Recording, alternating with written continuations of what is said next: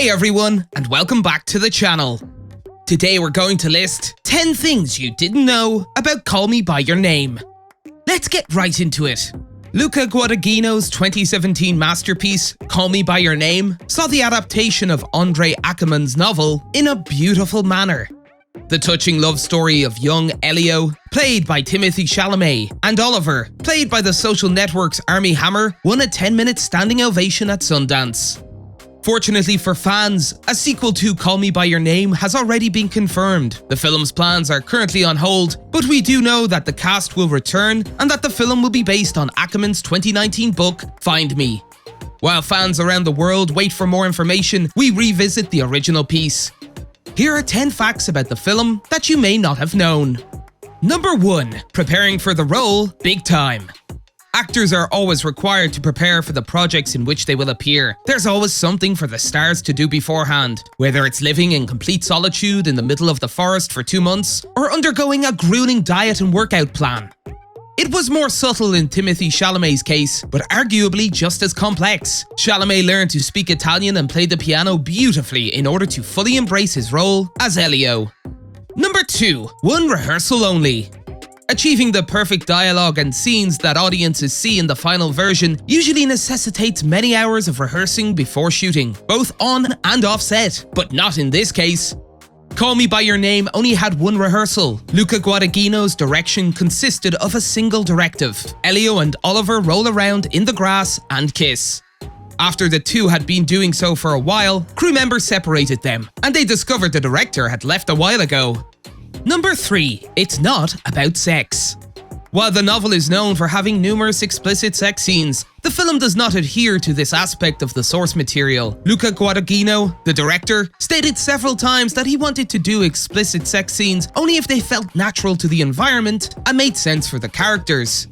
The point of the film was to be driven by emotion and feeling, as opposed to gratuitous nudity just for the sake of it. The final product speaks volumes to Guadagnino's talent in directing movies like this. Number 4. The best cameo. Who doesn't appreciate a good cameo? It's always a pleasant surprise for moviegoers to see a familiar face in the background as an extra in a new film. The author of the novel, Andre Ackerman, made a cameo appearance in Call Me By Your Name. In true Twilight fashion, Ackerman plays Munir, a nod to the original source material. Number 5. No auditions needed. Surprisingly, neither of the main characters' actors had to audition for the part. This is made even more fascinating by the incredible chemistry between Chalamet and Hammer. Luca Guadagnino cast Timothée in 2013 after being introduced to him by the actor's agent. Armie, on the other hand, caught the director's attention with his performance in The Social Network, and he made the decision immediately. Surprisingly, it all worked out in the end. Number 6. Chronological order.